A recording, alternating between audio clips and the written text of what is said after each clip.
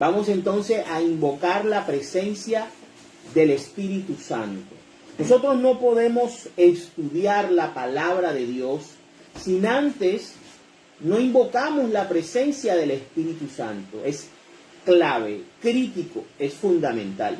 Que cualquier estudio, cualquier reflexión que nosotros vayamos a dar o vayamos a recibir, se haga bajo la luz del Espíritu Santo. Por eso aquí, en este espacio de reflexión, de lectura y de conocimiento de la palabra de Dios, siempre empezamos con la oración de invocación del Espíritu Santo.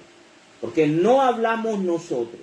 Nosotros no tenemos autoridad, ni conocimiento, ni don humano para dar a conocer la palabra de Dios, solo por nuestra propia fuerza.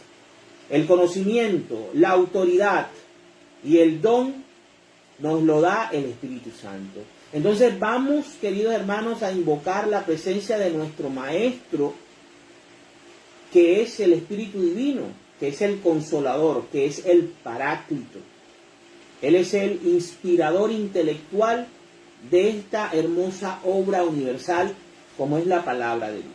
En el nombre del Padre, del Hijo, del Espíritu Santo. Amén. Señor, te damos gracias en esta noche por permitirnos estar reunidos aquí presentes, Señor. Gracias, Maestro, Señor Jesús, por acompañarnos en esta noche y por bendecirnos con tu sangre poderosa. Queremos pedirles a ti, Padre de los cielos, y a ti, Maestro, que nos llenes del Espíritu Santo,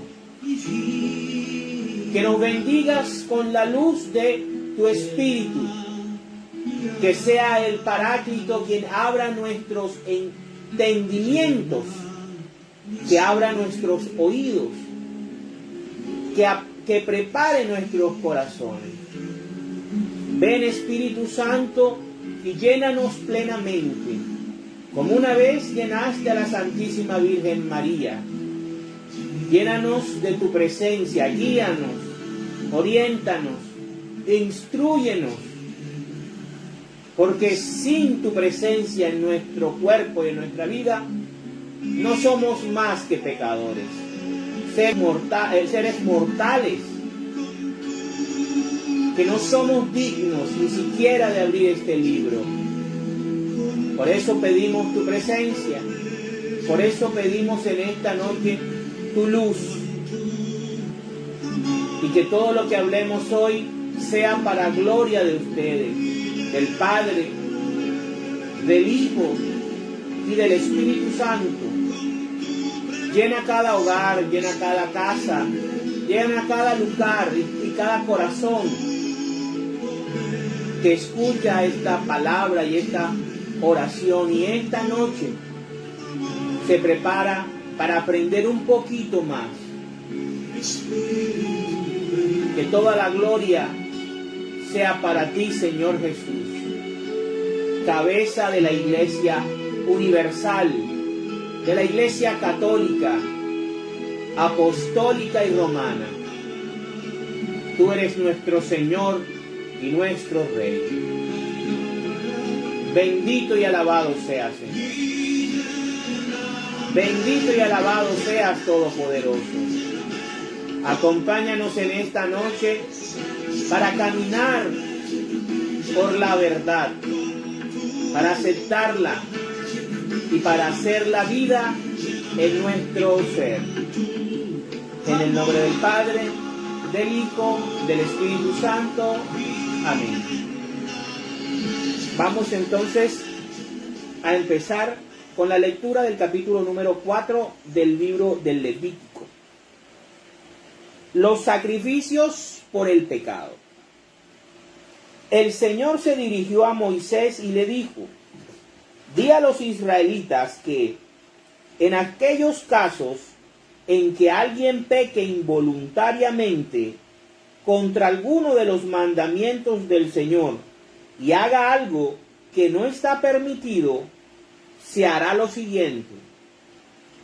Si el que peca es el sacerdote principal, haciendo así recaer la culpa sobre el pueblo, deberá ofrecer al Señor un becerro sin defecto, como sacrificio por el pecado cometido. Lo llevará ante el Señor a la entrada de la tienda del encuentro. Allí le pondrá la mano en la cabeza y luego lo degollará en presencia del Señor. Después él mismo tomará un poco de la sangre del becerro y la llevará a la tienda del encuentro. Allí mojará su dedo en la sangre y la rociará 7 veces ante el Señor, hacia el velo del santuario. Untará también un poco de sangre en los cuernos del altar destinado al incienso aromático que está delante del Señor en la tienda del encuentro. Y toda la sangre restante la derramará al pie del altar de los holocaustos, que está a la entrada de la tienda del encuentro. Luego le quitará al becerro sacrificado por el pecado toda la grasa que cubre las vísceras, los 2 riñones, la grasa que los cubre y que está sobre los lomos, y la parte grasosa del hígado, la cual deberá quitar junto con los riñones, tal como se lo quita al toro que se ofrece como ofrenda de reconciliación. Luego el sacerdote lo quemará sobre el altar de los holocaustos. Pero la piel del becerro y toda su carne, junto con la cabeza, las piernas, las vísceras y desechos, o sea, todo el becerro, lo sacará a un lugar limpio, fuera del campamento, donde se echa la ceniza, y allí sobre el montón de ceniza les echará leña y les prenderá fuego. Si toda la comunidad israelita hace algo malo sin quererlo, y ninguno de ellos se da cuenta de que su acción está en contra de los mandamientos del Señor, y que así se ha hecho culpables, en cuanto se sepa el pecado que han cometido, deberán ofrecer todos juntos un becerro como sacrificio por el pecado. Lo llevarán ante la tienda del encuentro, en donde los ancianos de la comunidad pondrán sus manos sobre la cabeza del becerro ante el Señor, y allí mismo lo degollarán. Luego el sacerdote principal llevará un poco de la sangre del becerro a la tienda del encuentro. Mojará su dedo con la sangre y la rociará 7 veces ante el Señor frente al velo. Untará un poco de sangre en los cuernos del altar que está ante el Señor en la tienda del encuentro, y toda la sangre restante la derramará al pie del altar de los holocaustos, el cual está a la entrada de la tienda del encuentro. También le quitará al becerro toda la grasa y la quemará en el altar. Es decir, que se hará con este becerro exactamente lo mismo que se hace con el becerro que se sacrifica por el pecado. Así, el sacerdote obtendrá el perdón por los pecados de ellos, y el pecado se les perdonará. Luego sacará el becerro fuera del campamento y lo quemará, tal como se hace con el primer becerro, pues es el sacrificio por el pecado de la comunidad. Si un jefe peca cometiendo algo que está en contra de los mandamientos del Señor, su Dios, resultará culpable aun cuando lo haya hecho involuntariamente. En cuanto se dé cuenta del pecado que cometió, deberá llevar como ofrenda un chivo sin ningún defecto. Pondrá la mano sobre la cabeza del chivo y lo degollará ante el Señor. en el lugar donde se matan los animales que van a ser quemados, pues es sacrificio por el pecado. Luego el sacerdote tomará con su dedo un poco de sangre del animal sacrificado por el pecado, y la untará en los cuernos del altar de los holocaustos, después de lo cual luego derramará la sangre restante al pie del mismo altar, y quemará toda la grasa sobre el altar, tal como se hace con la grasa del sacrificio de reconciliación. Así el sacerdote obtendrá el perdón por el pecado del jefe, y el pecado le será perdonado. Si una persona de clase humilde peca involuntariamente, resultando culpable de haber hecho algo que está en contra de los mandamientos del Señor, en cuanto se dé cuenta del pecado que cometió, deberá llevar una cabra sin ningún defecto como ofrenda por el pecado cometido. Pondrá la mano sobre la cabeza del animal que ofrece por el pecado y luego lo degollará en lugar de los holocaustos. Entonces el sacerdote tomará con el dedo un poco de sangre y la untará en los cuernos del altar de los holocaustos, y toda la sangre restante la derramará al pie del altar. También deberá quitarle toda la grasa, tal como se le quita al animal que se ofrece como sacrificio de reconciliación, y quemarla en el altar como aroma agradable al Señor.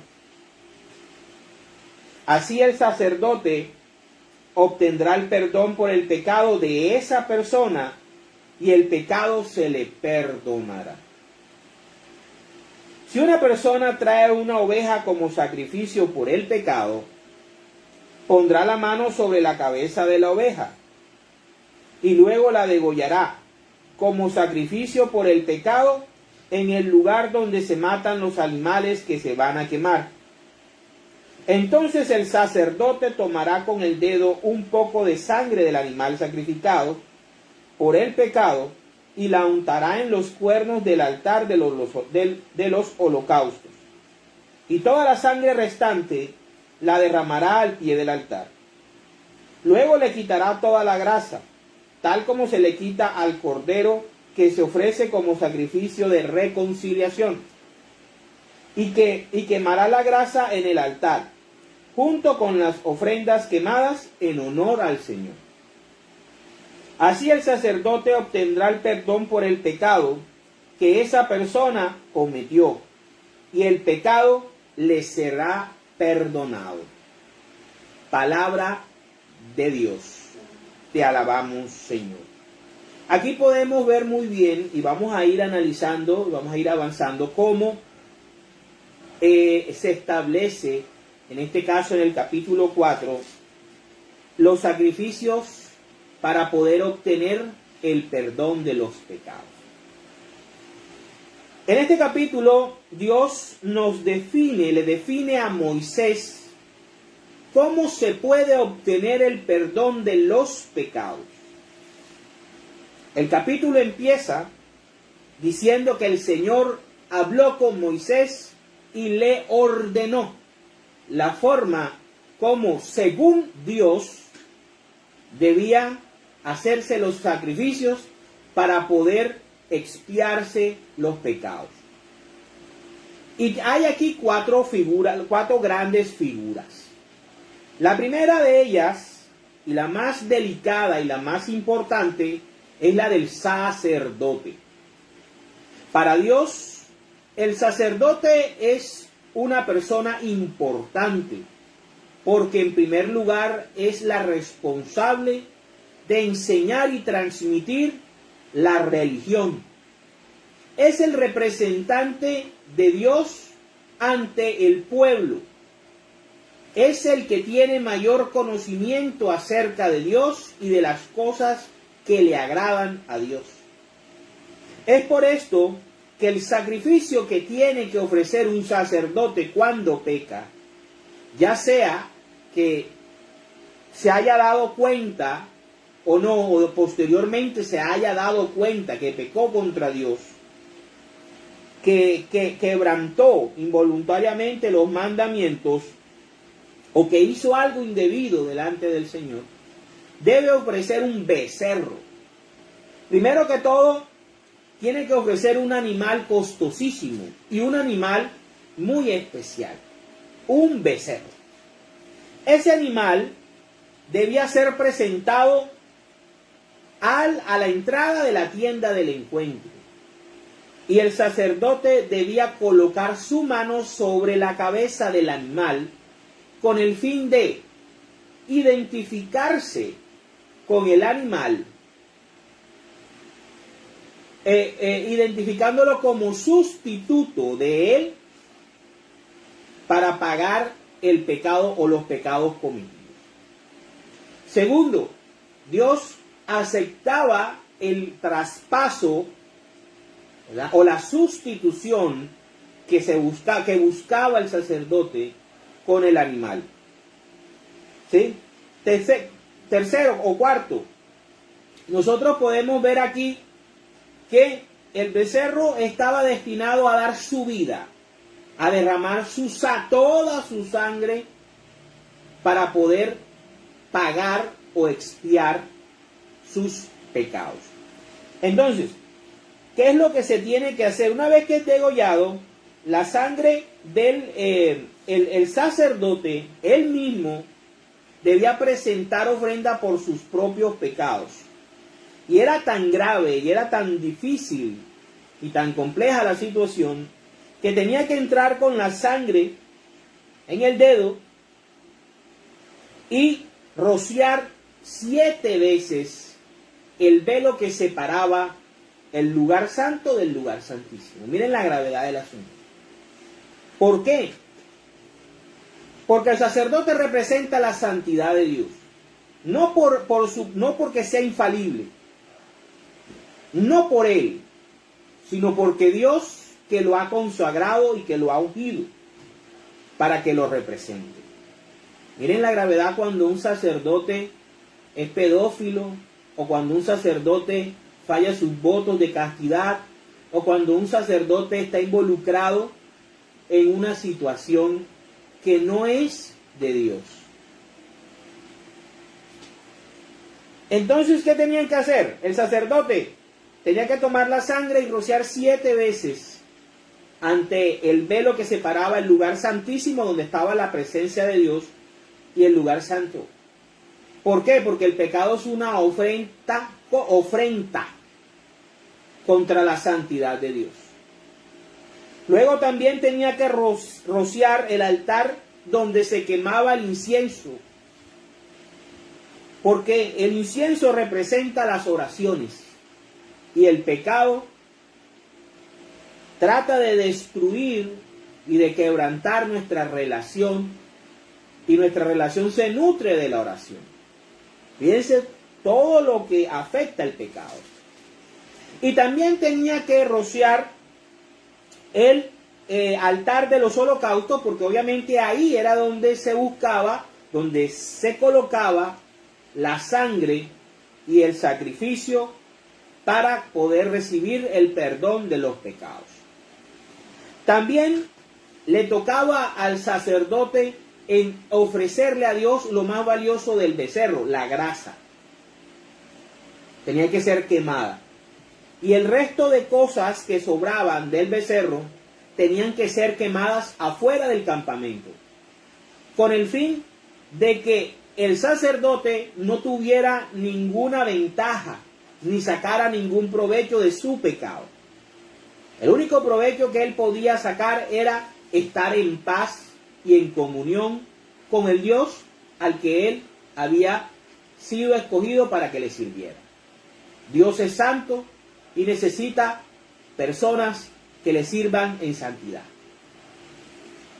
Ahora, tenemos también cuando toda la comunidad peca contra Dios, involuntariamente, quebrantaban algún mandamiento del Señor, o hacían algo indebido delante de Él, y entonces y se daban cuenta Eso es el acto de contrición. Fíjense cómo aquí nosotros, esta es la formulación en el Antiguo Testamento del sacramento de la confesión.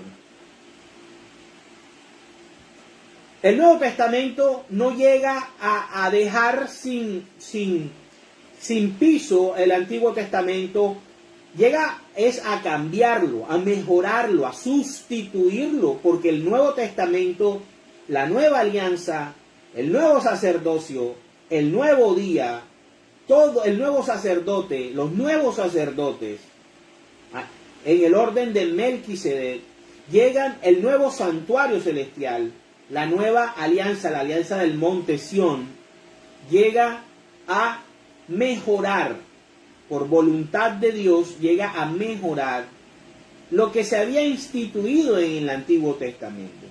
El Antiguo Testamento nos sirve a nosotros como un preámbulo, como una base, como una preparación para los bienes definitivos. Pero Jesucristo cambió todo. Los mandamientos los cambió Jesucristo.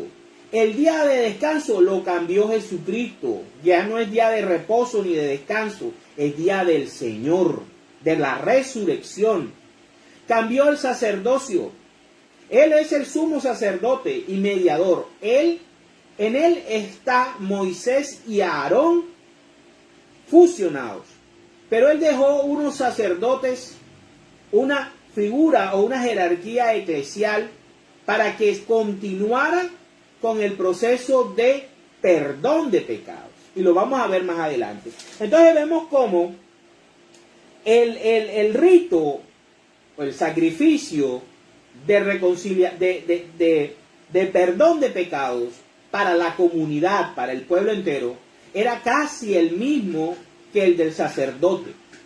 La única diferencia que los que reconocían el pecado, los que tenían que presentar el becerro y colocar sobre la cabeza del becerro inmolado, el que iba a ser entregado, al cual se le iba a succionar, se le iba a derramar toda su sangre, eran los ancianos del pueblo de Dios, del pueblo de Israel. Los ancianos asumían el pecado del pueblo y presentaban la ofrenda. Mientras que cuando el sacerdote se equivocaba, pecaba contra Dios, él mismo tenía que presentar por parte de él la ofrenda del becerro. Y era más difícil y era más complicado y más exigente el pecado del sacerdote y el pecado del pueblo que el pecado de un líder, de un gobernante o de una persona normal, común del pueblo. ¿Y por qué? Porque tanto en el sacerdote como en el pueblo, en la comunidad total, estaba representado Dios. Por eso era más grave, más costoso, más difícil el perdón o el sacrificio de perdón de pecados cuando era por el sacerdote o cuando era por el pueblo. La tercera figura ya viene siendo cuando es un gobernante, un jefe, alguien que tiene un rango político, muy diferente a los ancianos. En los ancianos se representaba la sabiduría, el conocimiento de Dios, mientras que en los jefes se representaba el orden político. Ellos podían presentar un chivo o una cabra, ¿verdad? Pero se hacía casi lo mismo. La única diferencia es que no se rociaba 7 veces la sangre ante el velo que separaba el lugar santísimo del lugar santo, ni se rociaba el altar del incienso. Todo eso pasaba era solamente con el sacerdote, porque el pecado de los sacerdotes es mucho más grave que el pecado de un gobernante o de un líder político o de un líder social, ¿verdad?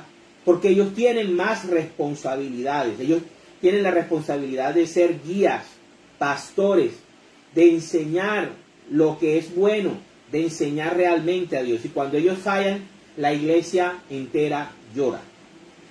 Cuando un sacerdote fracasa en su ministerio, toda la iglesia gime, toda la iglesia llora porque es un pecado bien grave. Y por último, vamos a tener cuando una persona común y corriente, ¿sí? sin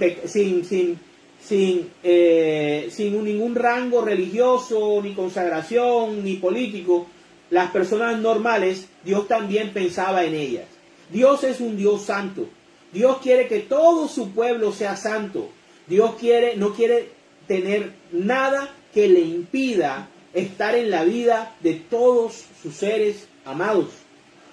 Y por eso pensó también en la persona del común. Esta persona del común, cuando pecare involuntariamente contra las leyes de Dios o hiciera algo y luego se diera cuenta, ¿qué es darse cuenta? Hombre, es el acto de contrición.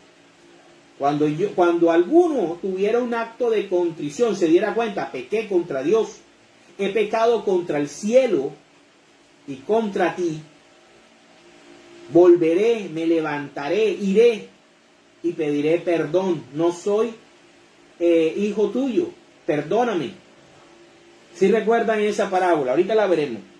Entonces, la persona podía sacrificar una oveja. O sea, era ya un animal menos costoso, más al alcance de la persona normal.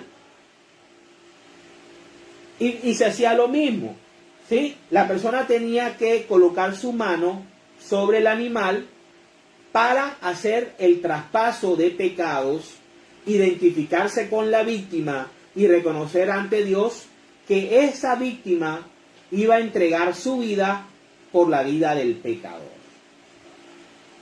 Y que esa sangre que iba a ser derramada, esa sangre debía ser la de la persona que estaba ofreciendo el sacrificio. Entonces fíjense cómo aquí tenemos el sacramento de la confesión en el Antiguo Testamento. Cómo era de costoso, cómo era de difícil, cómo era de tedioso el buscar el perdón de nuestros pecados. Cómo era tan complejo. Ahora, esto era un ritual judío, israelita. Los pueblos paganos no tenían para nada este tipo de cosas. Eran idólatras, hacían sacrificios de sangre, hacían sacrificios de niños, hacían orgías sexuales. Pero todo eso era adoración demoníaca. Los pecados, en vez de limpiarse, lo que hacían en esas cosas era que los empeoraban. Había un pueblo olvidado en la oscuridad. Había un pueblo abandonado. Había un pueblo que no veía la luz ni la santidad de Dios. Era el pueblo pagano. El pueblo que no tenía las leyes de Moisés. Que no tenía a un Moisés que le dijera: esto, el Dios verdadero, es lo que manda para que tú te reconcilies. Fíjense, tenemos sacrificios de holocausto. Ahora tenemos sacrificios de reconciliación, capítulo 3, reconciliación, paz. Ahora estamos viendo cómo Dios estableció a su pueblo un sacrificio para que los pecados les fueran perdonados. Pero eso no lo tenía el pueblo pagano. El pueblo pagano cargaba con sus pecados y cargaba con su desgracia, hasta que llegó nuestro Señor Jesucristo y abrió para todos, griegos y judíos, esclavos y libres, hombres y mujeres, el perdón de los pecados, para la gloria de Dios. Vamos ahora a entender a Dios, a tratar de entender a Dios. ¿Cuál es la intención realmente de Dios con todos estos sacrificios y con esta forma de el perdón de los pecados? ¿Por qué hay un sacrificio de perdón de los pecados? Vámonos a conocer la misericordia de Dios. Vámonos a Lucas, capítulo 15, versículos del 11 al 32. Se llama la parábola del padre que recobra a su hijo. Jesús contó esto también. Un hombre tenía 2 hijos, y el más joven le dijo a su padre: Padre, dame la parte de la herencia que me toca. Entonces el padre repartió los bienes entre ellos. Pocos días después, el hijo menor vendió su parte de la propiedad y con ese dinero se fue lejos, a otro país, donde todo lo derrochó, llevando una vida desenfrenada. Pero cuando ya se le había gastado todo, hubo una gran escasez de comida en aquel país y él empezó a pasar hambre. Fue a pedir trabajo a un hombre del lugar que lo mandó a sus campos a cuidar cerdos. La peor ofensa para un judío era estar al lado de los cerdos. Y tenía ganas de llenarse con las algarrobas que comían los cerdos. Fíjense, para un judío que un cerdo estuviera mejor que él era el fin total, la humillación absoluta. Pero nadie se las daba. Al fin se puso a pensar: ¿cuántos trabajadores en la casa de mi padre tienen comida de sobra, mientras yo aquí me muero de hambre? Regresaré a la casa de mi padre y le diré: Padre mío, he pecado contra Dios y contra ti. Ya no merezco llamarme tu hijo. Trátame como a uno de tus trabajadores. Así que se puso en camino y regresó a la casa de su padre. Cuando todavía estaba lejos, su padre lo vio y sintió compasión de él. Corrió a su encuentro y lo recibió con abrazos y besos. El hijo le dijo: Padre, he pecado contra Dios y contra ti. Yo no merezco llamarme tu hijo. Pero el padre ordenó a sus criados, miren lo que dice: saquen pronto la mejor ropa y vístanlo. Pónganle también un anillo en el dedo y sandalias en los pies. Traigan el becerro más gordo y mátenlo. Vamos a celebrar esto con un banquete, porque este hijo mío estaba muerto y ha vuelto a vivir. Se había perdido y lo hemos encontrado. Comenzaron la fiesta. Entretanto, el hijo mayor estaba en el campo. Cuando regresó y llegó cerca de la casa, oyó la música y el baile. Entonces llamó a uno de los criados y le preguntó qué pasaba. El criado le dijo: es que su hermano ha vuelto y su padre ha mandado matar el becerro más gordo porque lo recobró sano y salvo. Pero tanto se enojó el hermano mayor que no quería entrar, así que su padre tuvo que salir a rogarle que lo hiciera.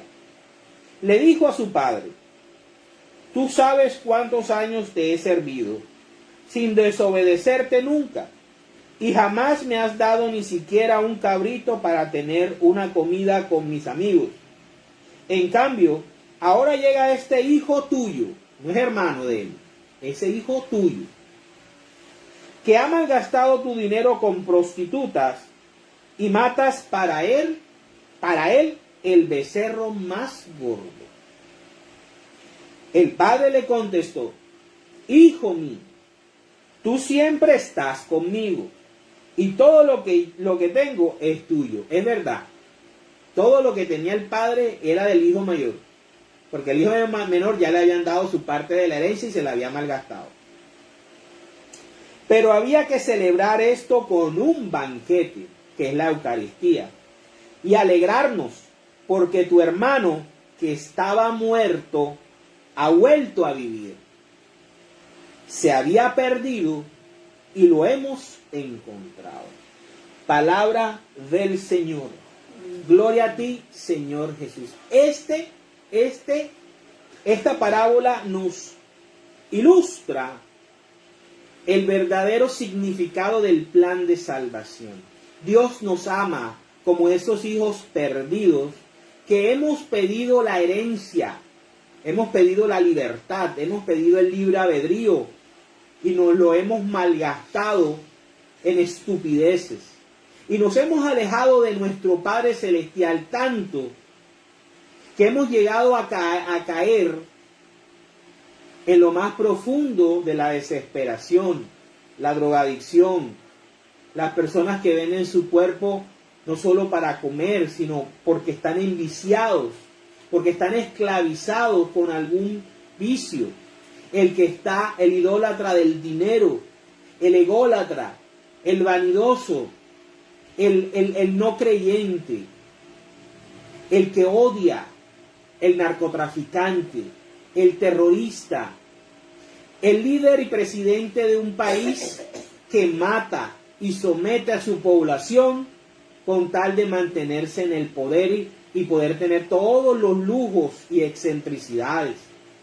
El que se cree Dios y mata y acaba a otro pueblo porque no es de la misma raza ni es de la misma nacionalidad. O el que acaba a una etnia por tener los recursos naturales para hacerse rico. Tantas cosas que Dios espera que nosotros recapacitemos. Porque en Levíticos 4 había que recapacitar. Había que darnos cuenta que habíamos pecado, así fuera involuntariamente. Y ahí es donde nosotros podemos ver el sacramento de la reconciliación, el acto de contrición. El hijo pródigo hizo un acto de contrición. Vio su corazón, vio su conciencia, vio los actos que había hecho, vio que le deseó la muerte a su padre al pedir la herencia, vio que todas las decisiones que había tomado de manera ligera lo habían llevado a estar peor que los cerdos, a querer comer la comida de los cerdos. Pero él recapacitó, pero él se dio cuenta de su pecado e hizo algo importante, que es el sacramento de la reconciliación. Fue a enfrentarse al Padre, fue a despedirle perdón al Padre. Y el Padre, cuando lo ve, que es Dios, ni siquiera se acordó de todas las cosas malas que había hecho el hijo. Él estaba feliz. Me imagino yo que él, al ver a ese hijo flaco, amarillo, maloliento, despeinado, después que él lo tenía como un principito, me imagino que ese dolor de padre que sintió, me imagino yo que fue muy fuerte. Y por eso la alegría en su corazón, que no le bastó, no le importó el becerro más gordo, que es nuestro Señor Jesucristo. Nuestro Señor Jesucristo es el becerro más gordo, que nuestro Papito Dios lo inmoló por amor a nosotros. Eso representa el sacramento de la confesión. Eso representa el sacramento de la reconciliación. Ir al Padre y decirle: he pecado contra el cielo y contra ti. Pero ya no es matando becerros, no es presentando chivos, ovejas, degollándolos y cogiendo la sangre y derramando en el altar. Ya no. Nuestro Señor Jesucristo cambió las cosas. Y miren cómo las cambió. Vamos a ver cómo para el judío solo Dios perdonaba pecados. Pero Dios Padre, Yahvé de los ejércitos, envió a su Hijo Jesucristo con autoridad suficiente para establecer otra forma de perdonar pecados. Vámonos a ver, vamos al Evangelio de Marcos, capítulo 2, versículos del 1 al 12. Jesucristo con la autoridad de perdonar pecados. Jesucristo, ¿sí? Jesús asume la autoridad para perdonar los pecados. Ya no a través de holocaustos, sino a través de Él mismo. Jesús perdona y sana a un paralítico. Algunos días después, Jesús volvió a entrar en Cafarnaúm. En cuanto se supo que estaba en casa, se juntó tanta gente que ni siquiera cabían frente a la puerta. Y él les anunciaba el mensaje. Entonces, entre cuatro, ese es un número muy importante, entre cuatro, le llevaron un paralítico. Pero como había mucha gente y no podían acercarlo hasta Jesús, quitaron la parte del techo de la casa donde él estaba. Y por la abertura bajaron al enfermo en la camilla en la que estaban acostados, en la que estaba acostado el paralítico. Cuando Jesús vio la fe que tenían, le dijo al enfermo: hijo mío, tus pecados quedan perdonados. Ya. Ahí podemos ver una situación. Esos cuatro representan, en primera instancia, a aquellas personas que interceden por nosotros. Puede ser la Virgen María, los santos, nuestros seres queridos que oran y rezan por nosotros, y los sacerdotes. Ahí están los cuatro. Te los voy a repetir. La Santísima Virgen María, los santos, las personas que oran por nuestra vida y por nuestra conversión, y nuestros sacerdotes. Ahí están los cuatro que hacen posible que nosotros podamos llegar a Jesús, para que Jesús nos perdone nuestros pecados. Pero como dicen las personas que no son católicas, es que ¿cómo yo voy a ir a confesar mi pecado con un hombre pecador? Miren lo que pensaban los judíos acerca de Jesús. Algunos maestros de la ley, los que conocen la ley de Dios, los que conocen el Antiguo Testamento, los que cumplen el Antiguo Testamento al pie de la letra, que estaban allí sentados, pensaron: ¿cómo se atreve este a hablar así?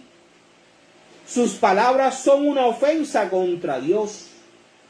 Solo Dios puede perdonar pecados. Fíjense cómo ellos se cierran. Jesús, en ese momento, ellos lo veían como un hombre, como un gran rabí, como un gran maestro. Pero para ellos era un hombre, no era Dios. Hay que ponernos en ese contexto. Para ellos Jesús era un simple maestro, rabí. No tenía la autoridad, era un hombre normal. Así como ahora vemos un sacerdote. Un sacerdote es un hombre normal, un hombre pecador. ¿Yo que voy a ir a confesar mis pecados a un hombre más pecador que yo? Compañero, esa persona está revestida de Cristo. Representa a Cristo. Está consagrada por el poder del Espíritu Santo. Cristo lo ordenó, porque se llama la ordenación sacerdotal. Lo ordenó para que pueda hacer eso. Entonces fíjense todas esas personas que dicen que no se van a confesar o no se confiesan, sino que ellos directamente tienen la actitud de los maestros de la ley. Pero Jesús enseguida se dio cuenta de lo que estaban pensando en Dios y les preguntó: ¿por qué piensan ustedes así? Fíjense cómo Jesús les preguntaría a esas personas: ¿por qué piensan ustedes así? ¿Qué es más fácil? ¿Decirle al paralítico: tus pecados quedan perdonados? ¿O decirle: levántate, toma tu camilla y anda? Pues voy a demostrarles que el Hijo del Hombre tiene autoridad en la tierra para perdonar pecados. Él tiene autoridad en la tierra para perdonar pecados. Centrémonos primero ahí en Él. Ya baja del Dios invisible, del Dios de la montaña, del Dios de la nube, del trueno. Ya la autoridad para perdonar pecados está en una persona. Que para ellos, para los maestros de la ley y fariseos, era un simple rabí. Eso hay que tenerlo en cuenta. Era un simple hombre. ¿Cómo este hombre va a hablar así? ¿Cómo este hombre va a perdonar pecados? Si es un hombre pecador como nosotros. Pero Jesús, sabiendo lo que pensaban, les dijo: ¿por qué piensan así? ¿Por qué complican las cosas? No tenemos que confesar los pecados con un hombre mortal. Entonces, los confesamos delante de Dios, sí, pero es que Dios ordenó que fuera a través de su sacerdote. Lo ordenó Dios, lo ordenó Cristo. Entonces dice: a ti te digo, levántate, toma tu camilla y vete a tu casa. El enfermo se levantó en el acto y tomando su camilla salió de allí a la vista de todos.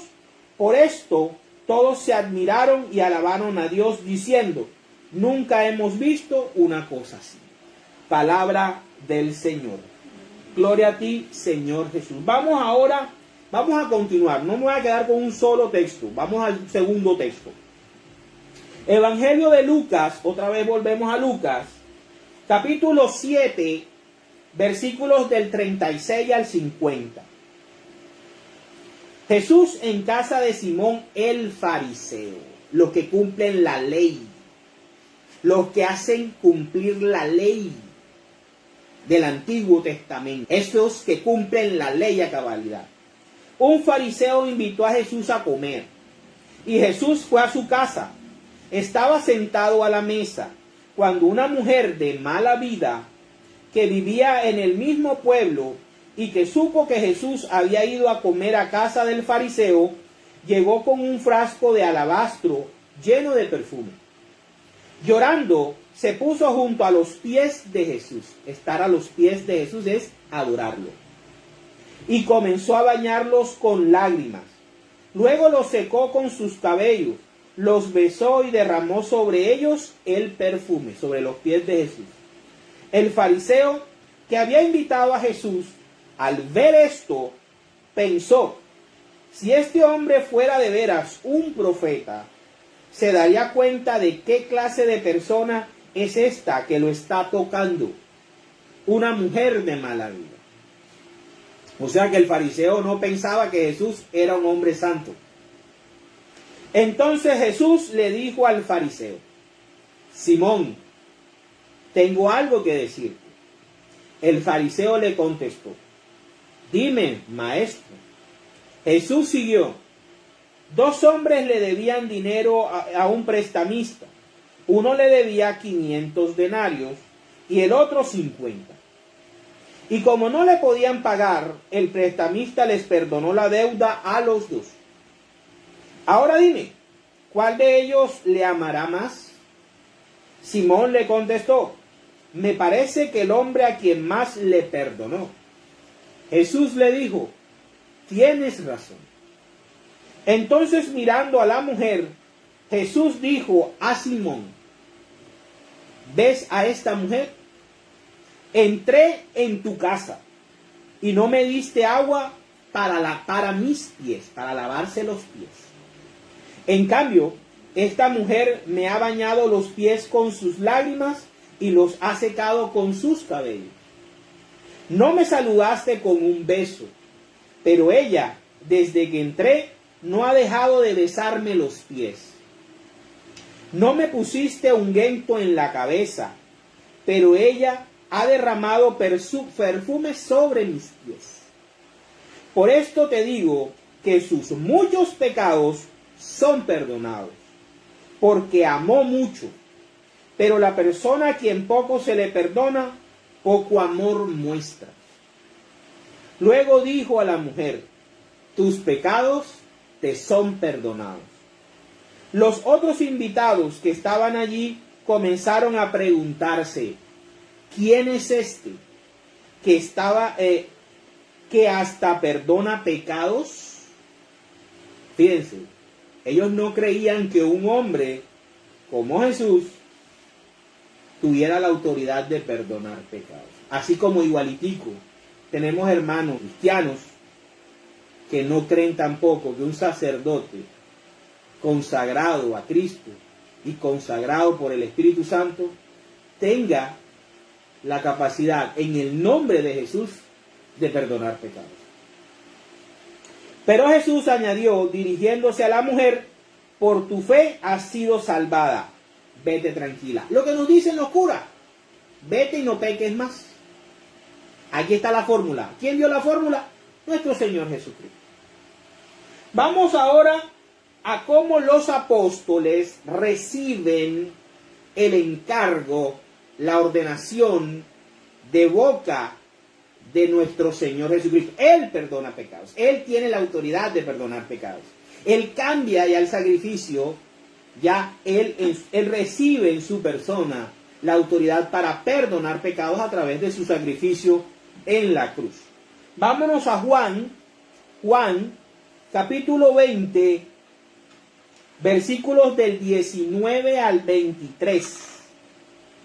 Jesús se aparece a los discípulos.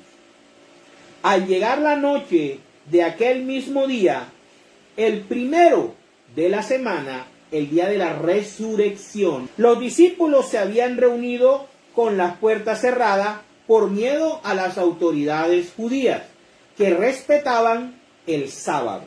O sea, que los discípulos, los cristianos, se empezaron a reunir el domingo, día de la resurrección, por miedo a los judíos que respetaban el sábado. Ojo con esa diferencia. ¿Qué eres tú? ¿O eres judío o eres cristiano? Y vamos a ver cómo Jesús aprueba esta reunión. Dice, Jesús entró y poniéndose en medio de los discípulos, los saludó diciendo, paz a ustedes. Y ellos se alegraron de ver al Señor. Luego Jesús les dijo otra vez, paz a ustedes. Como el Padre me envió a mí, escuchen, como dice el Padre Luis Toro, pongan la lupa. Yo los envío a ustedes. Ahí le está dando la autoridad de Él a ellos. Y miren que Él, Jesús de Nazaret, les ordenó a sus discípulos, que es el clero de la Iglesia Católica. El sacerdocio católico es los apóstoles. Los primeros cardenales, obispos, como los queramos llamar, de la Iglesia Católica, fueron los discípulos de Jesús. ¿Sí? Eso no lo podemos negar. Que no lo quieran creer ni lo quieran aceptar es otra cosa. Miren lo que les mandó a hacer. Y miren por qué yo digo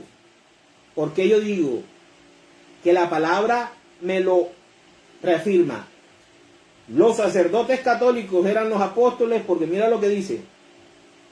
Y sopló sobre ellos y les dijo, Jesús, después de haber resucitado el primer día de la semana, a sus discípulos les dijo, reciban el Espíritu Santo. A quienes ustedes perdonen los pecados, les quedarán perdonados. Y a quienes no se los perdonen, les quedarán sin perdonar. Palabra del Señor. Gloria a ti, Señor Jesús. Él viene de ejercer la autoridad para perdonar pecados, pero como Él se va a ministrar en el santuario celestial, Él tiene que dejar a unos encargados, a sus sacerdotes, a los sacerdotes según el orden de Melquisedec, ya no según el orden de Aarón. Ahí hay un cambio de sacerdocio, porque es una nueva alianza. Y él, por voluntad de Él, fíjense lo que dice, así como mi Padre me envió a mí, yo los envío a ustedes.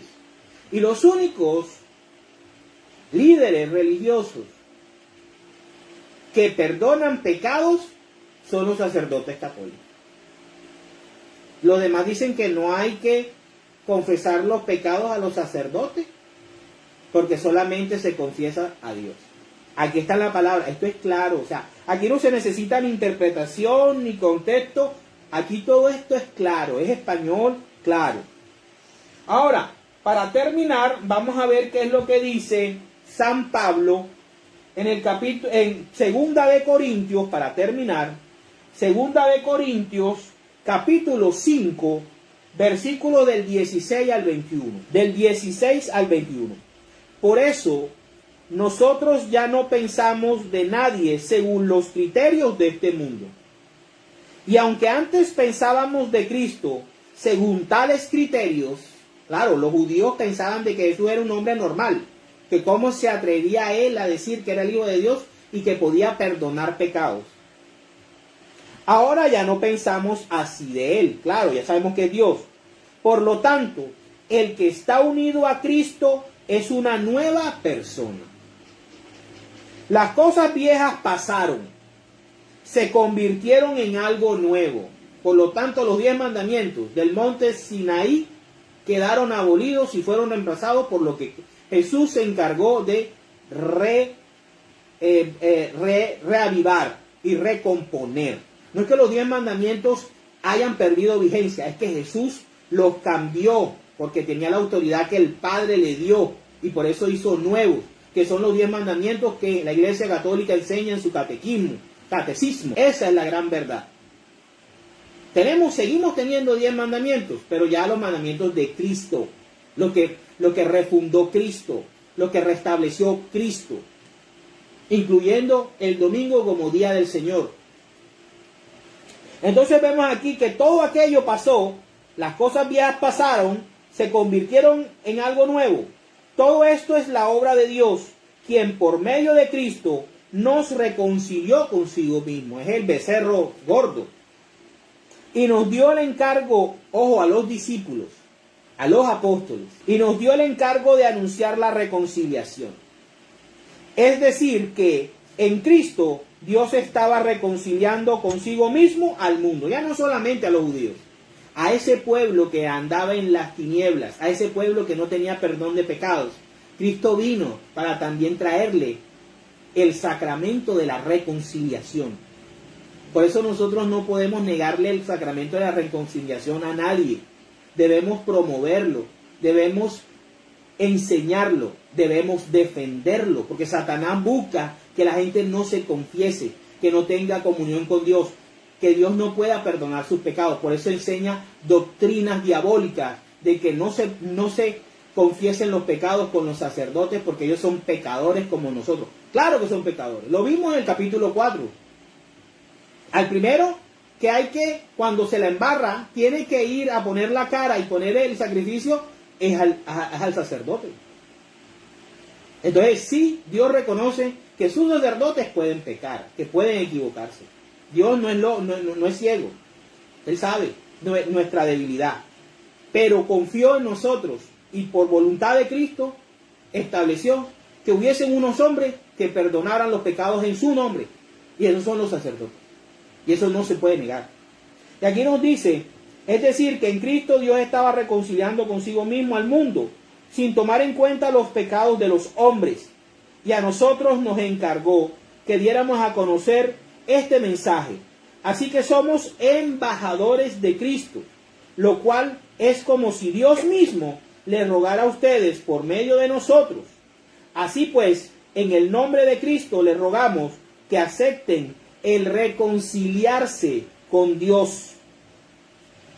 Cristo no cometió pecado alguno, pero por causa nuestra Dios lo hizo pecado para hacernos a nosotros justicia de Dios en Cristo. Fíjense lo que dice esta parte.